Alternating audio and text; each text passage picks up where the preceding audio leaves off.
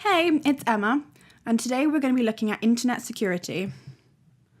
We'll first look at firewalls, and then some other theory to do with them. We'll then look at symmetric and asymmetric encryption, finally digital certificates, and following that, signatures, and then 3 types of malware. So, a firewall is a method of preventing network vandalism. It's a program that filters network traffic based on the settings the administrator has applied. For example, it may block incoming traffic from suspicious software, like from countries known for hacking. If you ever look at the IP addresses of some of the traffic coming into your computer, you'll be amazed and perhaps worried by the origins of some of them. As a recap, a packet can be split into 3 sections: header or payload, body and trailer, and the footer. The header contains instructions about the data being carried, source or destination IP address, protocol, the rules used for transfer, and the packet number. Body carries the actual data being transferred. Footer normally contains bits to say it is the end of the packet. It can sometimes contain error checking. One method a firewall might use is packet filtering, which is essentially checking details in a packet's header. This will include ensuring the IP addresses of the source or destination is permitted according to the administrator's rules. A more sophisticated method a firewall might use is stateful inspection, which focuses on the actual packet body. It will use more context, like the history of similar communication. For example, if the packet is one in a series from a trusted source, it will be allowed, whereas a few packets from a random source are more suspicious and will get rejected. A proxy server is software that acts as an intermediary between a client and a server, like a middleman in a negotiation. It exists to shield the client from potentially dodgy actions of the server, as well as reduce bandwidth usage. Without a proxy server, when you request a service, you connect directly with the server. Certain information can be collected by the server about the client and its network structure. If you don't trust that server, then you might be worried it can be used maliciously, hence why you might use a proxy server. When a proxy server is used, it essentially relays messages between the client and the server. The server has no idea it's dealing with a proxy server rather than the actual client, so it doesn't know any information about the client machine. Like a firewall, a proxy server can filter the data to ensure it's not malware, for example. It can therefore essentially block traffic it deems unsecure. This is what big companies use to protect their company network.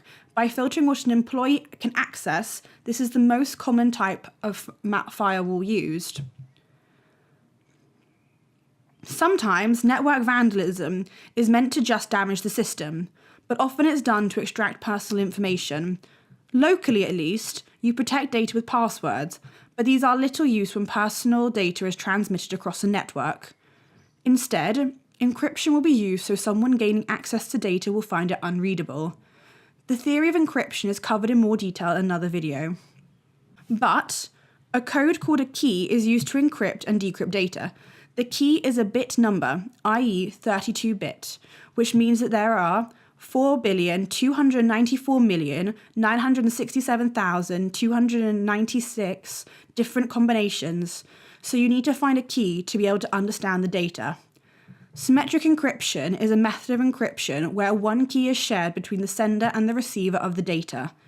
It means the scrambled ciphertext is sent, but then so is the key separately. The key could be used to intercept, however, which is why it's normally changed daily. This key exchange is clearly a security issue because it can be just as easily get intercepted as the ciphertext.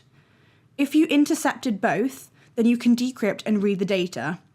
If the same key is used to send all encrypted data, then all future communications would be jeopardized by the key being accessed.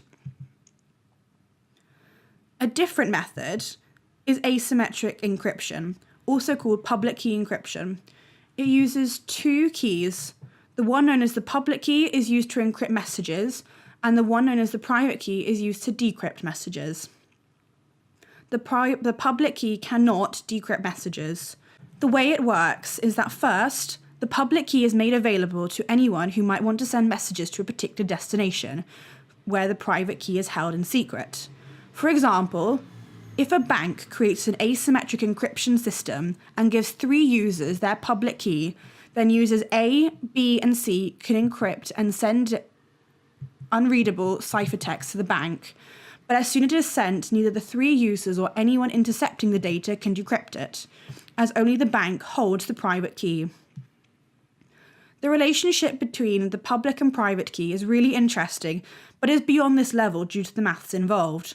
The most famous asymmetric algorithm is RSA, which relies on the fact that multiplying prime numbers is really easy, but then finding the prime factors of this product is almost impossibly hard. Conventional computers couldn't find them in the time span of the universe. This is why there is some worry about the potential for quantum computers to break asymmetric encryption, as they might be able to find the factors in seconds. A digital certificate is a way of verifying that the source of some data is trustworthy. They are used usually by businesses and government websites to prove that they are genuine. A real-life simple example would be when someone comes to your house, perhaps to install something, they should show you an ID showing that they're from the company they're claiming to be from. For example, here is a digital certificate from Google that enables the web browser I'm using, which is Firefox, to determine that it is secure because it trusts the source. A digital certificate will usually contain the domain name of the website, the organization's name, like Google Inc., and the organization that authorized the certificate, called a certification authority, which vouches for them, essentially. When you're as big as Google, you can have your own, meaning that Google have issued a certificate verifying that Google can be trusted. Digital signatures are another way of verifying how trustworthy a source of encrypted data is. It has a unique encrypted signature verified by a certification authority. In the same way that your signature proves that you are in real life, a digital signature does the same for people transmitting data.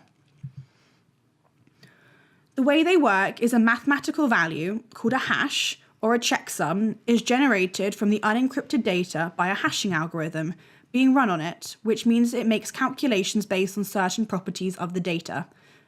Basically, this hash is generated by considering the whole message, so if the data was marginally different, a different hash would have to be generated. This hash total is encrypted and appended to the encrypted messages. When the receiver of the message decrypts both the hash and the actual data, they can run the hashing algorithm again on the data to ensure the value matches with the hash total that was appended to the data. If they don't, the message isn't authentic, as something has changed in the transmission process. If the hash total has been encrypted asymmetrically, then the fact that you can decrypt it when you receive it means that it is from a source you trust, as your private key wouldn't work otherwise. Computers on a network can be attacked through malicious software, often called malware. Malware can exist on a computer or can attack it from a distance through a network connection. We need to cover 3 types of malware. Let's look at the most famous first, viruses. Virus software infects a computer by inserting itself into the programs already stored on the computer. Viruses are attached to files waiting to be executed.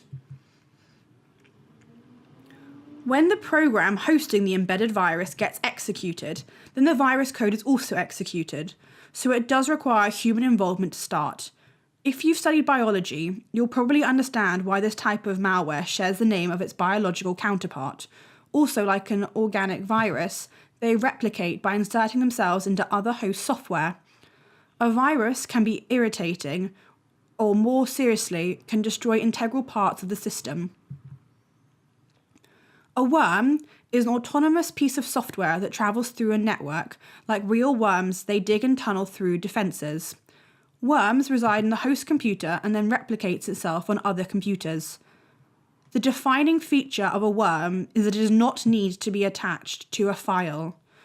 A worm is already really a type of virus, except a worm can spread without human action.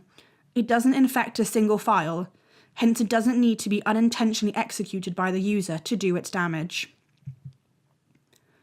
Like the ancient Greek story it's named after, A Trojan is malware that enters the computer disguised as a desirable program, like a game for example, but performs additional activities with potentially harmful effects, like opening a backdoor for someone to use your computer remotely. Trojans usually don't replicate though. Modern email clients often run security checks for us, but attachments are classic vulnerabilities because people open them without realizing what they are. Being able to receive email also means you are connected to a network, meaning the malware can spread throughout it too. To protect against malware, installing anti-malware software is bound to help. Antivirus software is already a broad term for software that detects and removes infections. It really just means virus removal. Also, the OS, email clients, and modern browsers will have security features, so keeping them up to date is really important too.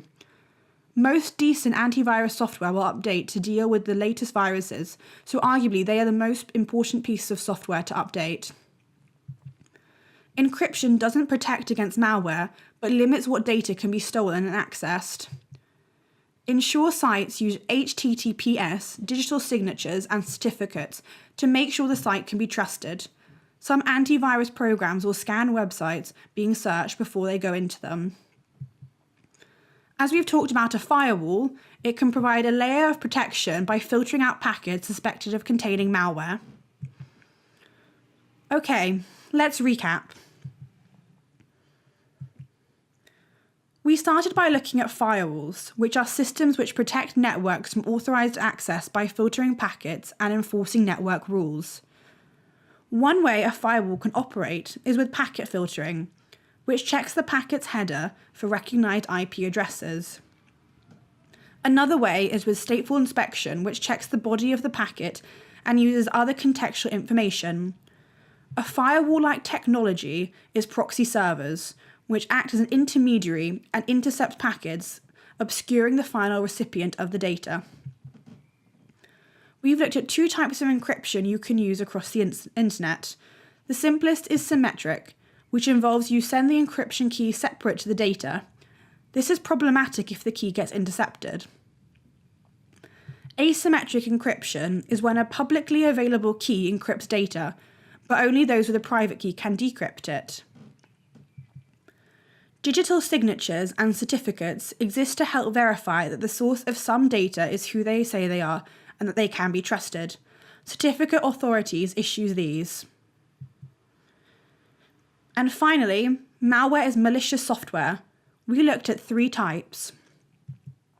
The first, viruses, embed themselves in application code.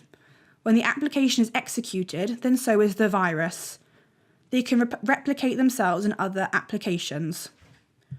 Worms are like viruses, but embed outside applications. They can also replicate. Lastly, Trojans disguise desirable programs, but are in fact malware.